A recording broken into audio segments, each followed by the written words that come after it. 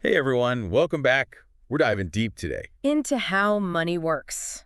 Matthews, Siebold, and Horner, right? You got it. It's a fantastic resource, really. I think it's going to Yep. help a lot of people really unpack their finances. Absolutely. Unpack, understand, and actually use that understanding to make some real changes. Yeah. Yeah, because who doesn't want to feel more confident about money? Right.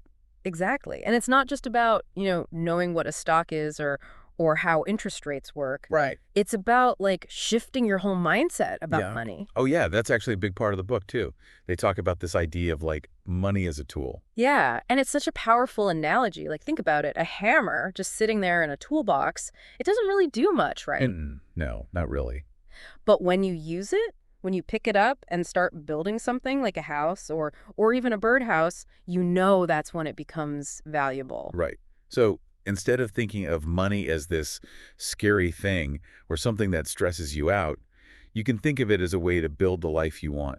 Yeah. What are you building? Right. Maybe it's financial security for your family. Maybe it's that dream trip you've always wanted to take. Maybe it's early retirement so you can finally pursue those passions you've been putting off. Ooh, early retirement. Yeah. Now you're talking my language. See, money is just the tool that helps get you there. And that's where financial literacy comes in, right? Exactly. It's like if you want to build something amazing, you got to know how to use the tools, Sure. right? Makes sense. You wouldn't just start swinging a hammer around without any idea what you're doing. You'd want to learn the techniques, the safety precautions, all that stuff. Yeah, or you could end up smashing your thumb or something. Ouch. Exactly.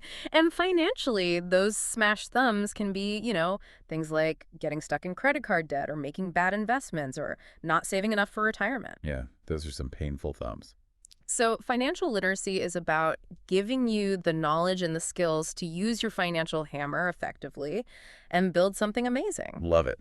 So we've got the tools. We're learning how to use them. What else do we need? Well, the book talks a lot about mindset too, having that wealth-oriented mindset.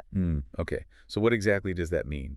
Is it just about thinking positive thoughts about money all the time? Well, it's more than just thinking positive. It's about being proactive, being curious, and being resilient when it comes to your finances. Okay, so less about wishing you had more money and more about actually doing something about it. Exactly. It's about believing in your ability to learn, to grow, to make smart financial decisions, and to bounce back from setbacks. So instead of stressing out about what you don't have, you focus on what you can do. Right. Yeah. Yeah. A lot of it comes down to shifting your perspective. Like even just practicing gratitude for what you already have, that can be a huge step. Gratitude, huh? I could try that. Right. And that can lead to more positive actions, like maybe you start tracking your spending more closely, or you finally open that investment account you've been thinking about. Makes sense. Yeah. Okay, so mindset is key. Got it. Now, the book also makes this really interesting distinction between income and wealth. Yes. They really emphasize that, don't they? Yeah, you could be making a ton of money, but if you're spending it all every month, you're not actually building wealth, right? Exactly. They use this great analogy. I think it was like a leaky bucket. No matter how much water you pour in, it's just going to keep draining out if you don't plug those holes. So it's not just about how much you earn, but about what you do with what you earn. Right. And they had this example, it was really striking, about two people, one making a really high salary but spending it all, and another person maybe earning a little less, but consistently investing a portion of their income. Oh, I think I remember that one. Who came out ahead in the long run? The investor, of course. Yeah. Because they were building wealth, not just generating income. And that brings us to one of the most powerful concepts in the book, compound interest. Oh, yeah. They really make compound interest sound magical. It's practically free money. Practically. They describe it like a snowball rolling downhill, picking up more and more snow as it goes, getting bigger and bigger. So even small amounts invested early on can grow exponentially over time, right? Right, and that's the beauty of it. Imagine, putting aside even just like $50 a month in your 20s. $50, that doesn't seem like much. Exactly. But over time, thanks to the magic of compounding, that could turn into a significant amount of money. Wow, that's incredible. Yeah. Okay, so start investing early. Got it. And they also talk a lot about diversification, right? Yes. Diversification. Yeah. It's all about not putting all your eggs in one basket. So instead of investing all your money in one stock or one type of asset, you spread it around. Exactly. You want to have a mix of different investments, things like stocks, bonds, real estate, maybe even some alternative investments like gold or cryptocurrencies. Whoa, hold on. crypto. That sounds kind of risky. Well, it's all about understanding your risk tolerance and doing your research, but the main point is by diversifying, you're spreading out your risk. Right. So if one investment doesn't do so well, you're not completely wiped out. Exactly. It's like having a balanced meal for your portfolio. You wouldn't just eat one type of food for every meal, right? Hmm. I mean, pizza's pretty great, but okay, I get your point. Diversification is key. But now let's talk about something I know everyone is super excited about. Passive income? Ah, yes. The dream of earning money even while you're sleeping or on that dream vacation we were talking about earlier. Exactly. And this book doesn't just talk about passive income in general. It actually gives you some really specific strategies and ideas. Yeah, and it encourages you to think about your own unique skills and interests and how you can use them to generate passive income. So it's not just about, like, go buy a rental property. Right. Maybe you love photography, you could create and sell online courses, or maybe you have a knack for writing and could earn royalties from ebooks. So many possibilities. This book is making me want to start brainstorming right now. Me too. It really opens up your mind to what's possible. It's all about, like, planting those seeds and then watching them grow while you sip margaritas on the beach or something. Now that's the dream.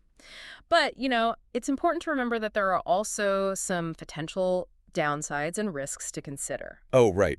And the book doesn't shy away from those either. It talks about the importance of managing debt responsibly. Yes. Debt can be a major obstacle on the road to financial freedom. And they're not saying all debt is bad, but you have to be strategic about it. So, like, paying off those high-interest credit cards should be a priority. Exactly. And then, once you've got that under control, you can focus on building up your savings and investments. Makes sense. It's all about making choices that align with your financial goals. And speaking of goals, the book also stresses the importance of setting smart financial goals. Okay, SMART goals. Remind me what that stands for again? Specific, measurable, achievable, relevant, and time-bound. Right, right. So instead of just saying, I want to be rich, you actually break it down into, like, concrete steps, right? Exactly. Like, I want to save $10,000 for a down payment on a condo within the next 2 years. That's a SMART goal. Ah, I see. That makes it much more manageable and less intimidating, too. Exactly. And when you have those clear goals in mind, it's easier to make decisions that support them. Like maybe cutting back on unnecessary spending or picking up a side hustle to boost your savings. It's all starting to come together now. Financial literacy, mindset, SMART goals.